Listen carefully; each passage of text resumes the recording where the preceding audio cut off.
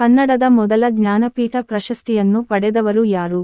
A. Kuvempu, B. Da. Ra Bendre, C. Shivarama Karanth, D. G. S. Shivarudrappa.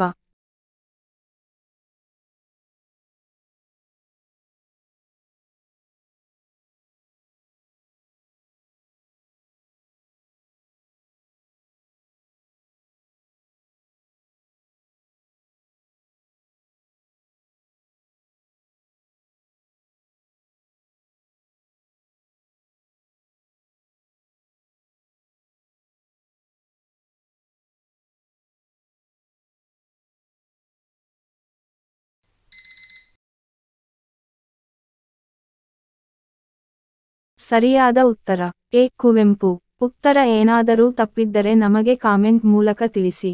ಹೆಚ್ಚಿನ ವಿಡಿಯೋಗಳಿಗಾಗಿ ನಮ್ಮ ಚಾನೆಲ್ ಸಬ್ಸ್ಕ್ರೈಬ್ ಮಾಡಿ, ಲೈಕ್ ಮಾಡಿ, ಶೇರ್ ಮಾಡಿ ಮತ್ತು ಕಾಮೆಂಟ್ ಮಾಡಿ. ನೀವೇನಾದರೂ ಫಸ್ಟ್ ಟೈಮ್ ನಮ್ಮ ಯೂಟ್ಯೂಬ್ ಚಾನೆಲ್ ನೋಡುತ್ತಿದ್ದರೆ ಸಬ್ಸ್ಕ್ರೈಬ್ ಮಾಡಿ ಮತ್ತು ನೋಟಿಫಿಕೇಶನ್ ಬರಲು ಬೆಲ್ ಐಕಾನ್ ಅನ್ನು ಒತ್ತಿ.